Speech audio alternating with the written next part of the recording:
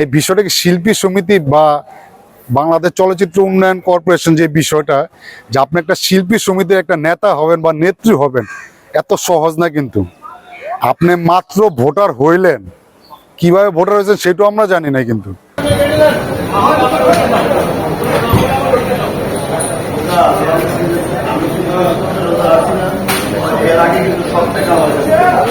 আমি এই সিনেমাটা পুরোটা সিনেমা ফাইট ডিরেকশন দিয়েছি আমি কনভেন্সটা পর্যন্ত পাইনি।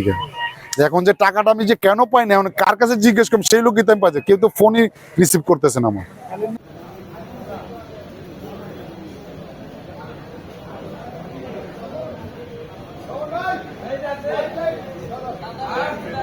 যে যদি কারো লেনা দেনা থাকে বা বাকি বকেয়া থাকে, আমি আর জানার মধ্যে সেই লোকের হজ হবে না এবং কুরবানি হবে না। এটা আমি আমাদের মুরব্বী থেকে শুনছি, আমি সঠিক জানি। এটা বাকিরা আপনারা যারা গুণী ব্যক্তিগণরা আছেন ওনারা ভালো বুঝবেন। যেটা আমরা ছোটবেলাতে শুনে আসতেছি যে যদি আপনার থেকে কেউ 2টা টাকা বা 200 টাকা বা 1000 টাকা আপনি কুরবানি দিলে সেই কুরবানিটা কবুল হবে না, আমি যতটুকু জানি, বা আপনার হজও হবে না।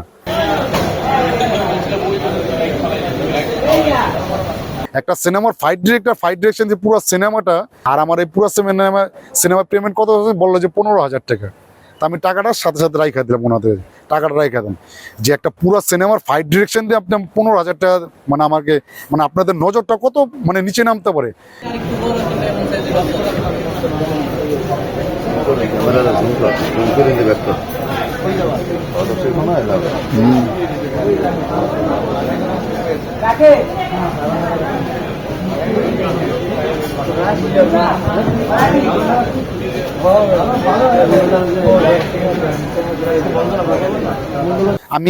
আমি নর্মালি একটা সিনেমা ফাইট করলে 15 থেকে 20,000 টাকা পাই নর্মালি, যে কোনো সিনেমা। আপনি আমার নেন, খবর নেন, এই যে জঙ্গলি, এই যে নীল জ্যোৎস্না, এমনি দেখেন আপনার সর্বনিম্ন 15,000 টাকা নেই। আমি একটা নাটকের ফাইট করলে আমি 20 থেকে 25,000 টাকা নিই। আমার ঈদের 3টা নাটক গেছে, আমার বিজ্ঞাপন গেছে লিলি, নুসরাত ফারিয়ার, আমি ওখানে নিয়েছি 30,000 টাকা। তাই আমি একটা পুরো সিনেমা কাজ করে আমি কত টাকা প্রাপ্য হতে পারি, আপনাদের কাছে প্রশ্ন আমার। মহাখালী বক্ষবিধি হাসপাতাল নিয়ে যান, তা নিয়ে গেল, ওইখানে অপারেশন করলো, ওইখানেও ফেল। যে না, তো ওখান থেকে বলে দিল যে ডাক্তার বললো যে বাবা তোরে বাঁচানো সম্ভব হলো না, তোর গ্লাসটা বের করতে পারলাম না, আমাদেরকে মাফ করে দিস।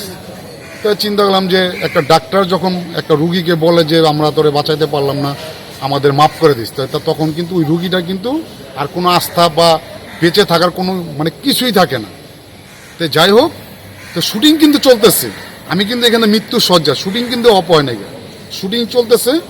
আর তখন আমাদের শাকিব খান, মানে এখন আপনারা যাদেরকে মানে যারা বলতেছেন এখন সুপারস্টার কিং খান, যুবরাজ টুবরাজ যাই বলতেছেন, আমি এটা মনে করি না। আমি আর সুপারস্টার কখনোই মনে করি না। এইটাই যে উনি তখন কিন্তু আমাদের এই বাংলাদেশ চলচ্চিত্র শিল্পী সমিতির রানিং প্রেসিডেন্ট, এবং আমি ওনার এই শিল্পী সমিতির একজন সম্মানিত ভোটার। তো আমাকে তো মানে সে তো আমাকে একবার হলে অন্তপক্ষে চোখের দেখতে যাওয়া উচিত ছিল, কিন্তু সে কিন্তু আমাকে দেখতে যায়নি। অথচ মিজু আহমেদ কিন্তু তখন প্রেসিডেন্ট ছিল না। এই মিজু আহমেদ ভাই, উনিও মৃত, ওনার জন্য ওনাকে আল্লাহ বেহেশত নসিব করুক। যে মিজু আহমেদ ভাই কোন জায়গায় যেন শুটিং করতে 2 বেলা শুটিং করছে সে, তার শুটিং শেষ হয়েছে সম্ভবত রাতের 12টা। সে মেকআপ টেকআপ উঠে দেয়, সে আমার 1:45 বা 2টার দিক দিয়ে সে আমাকে মেডিকেলে দেখতে যায়। তো এটা একটা ভালোবাসা, আন্তরিকতা, একটা মহব্বত। না, শাকিব খান তো ওই বিষয়ে কিচ্ছুই করে নাকি। তখন বললাম না, সবার নামাজের পরের দিনের ঘটনা, তার মানে 15 দিন পরে রোজা।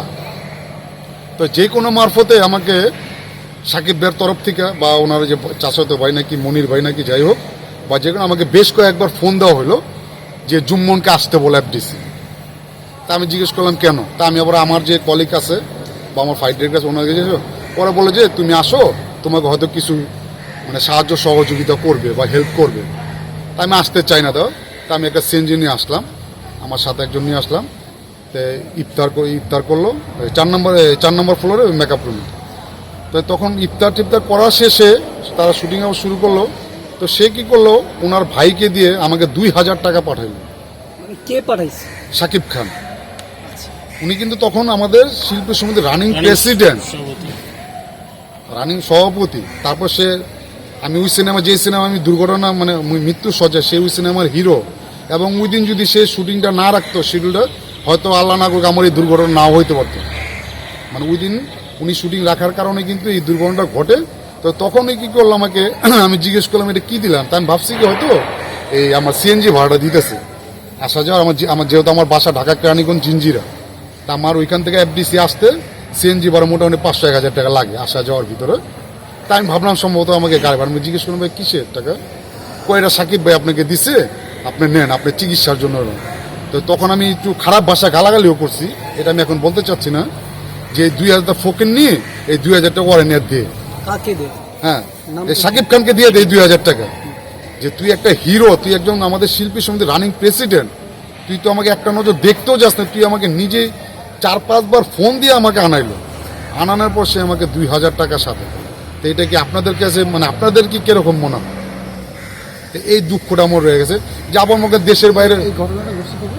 এই ঘটনাটা ঘটছে আপনার 2012 সালে। 2012 সালের ঘটনা আপনি এখন ঘটছে।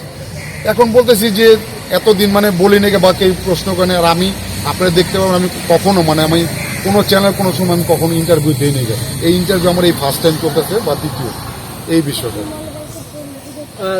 ওই 2000 টাকা তাহলে কি তার মন ছোট শাকিব খান?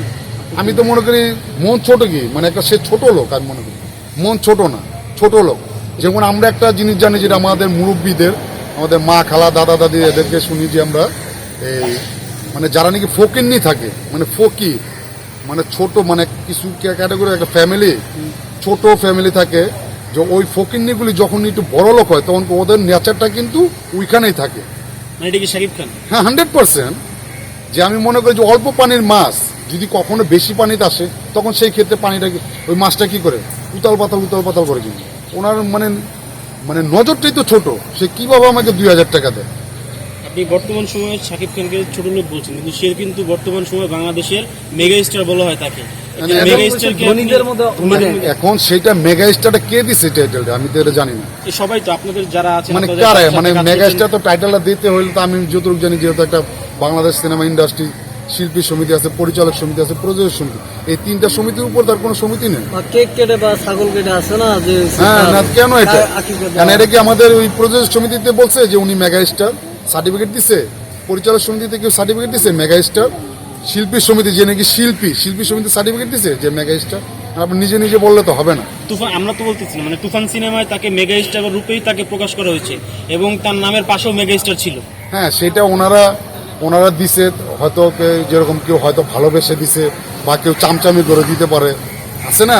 আপনি দেখেন একটা সময় গেছে আমাদের 2000 সালের পর থেকে 2002, 2004 বা 2005 আমাদের মনে হচ্ছে দীপজল ভাই যখন নাকি ভিলেনের অভিনয় করে, যে একটা সিনেমায় হিরোর গান থাকে একটা, কিন্তু দীপজল ভাইয়ের গান থাকে 2-3টা করে। তার মানে কি এটা? তার মানে অতি ভক্ত চোরের লক্ষণ।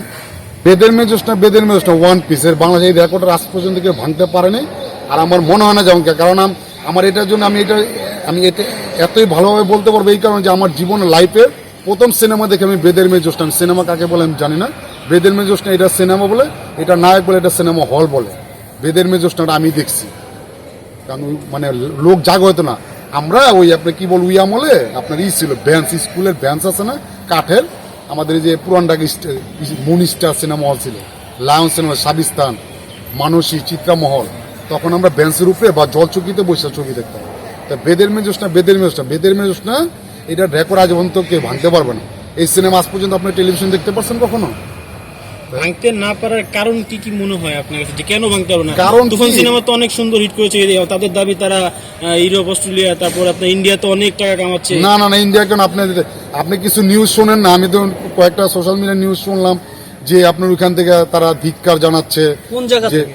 কলকাতা থেকে, ইন্ডিয়াতে মানে ধিক্কার জানাচ্ছে। আমি যে অনেকগুলি সোশ্যাল মিডিয়া আমি অনেকগুলি নিউজ অনলাইন নিউজ পড়লাম বা ফেসবুকে স্ট্যাটাস দিয়ে আমাদের ইন্ডাস্ট্রির লোকে অনেক স্ট্যাটাস দিয়েছে, দেখলাম যে যেটা মনে কথা যে আসলে ইন্ডিয়া ফাড়ায় ফেলবে, আসলে তো না। একটা জিনিস মনে রাখতে হবে যে ইন্ডিয়ান লোকরা এমন একটা ব্যক্তি যে তারা তাদের নিজেদের পণ্য ছাড়া অন্য দেশের কোনো পণ্য ব্যবহার করবে না, এটা আমার দীর্ঘ বিশ্বাস। কারণ আমি এই ঈদের পরের দিন আমি কলকাতায় গেছি, আমি 1 সপ্তাহ থেকে গেছি, আমি দেখে আসছি যে কোনো পণ্য কেন, আমি একটা কোকা কোলা চাইলাম, আমি পাইলাম না কোকা কোলা, বাধ্যতামূলক থামসা কি নামে একটা ওদের যে ব্র্যান্ড, ইন্ডিয়ান ব্র্যান্ড, ওইটা খেতে হলো।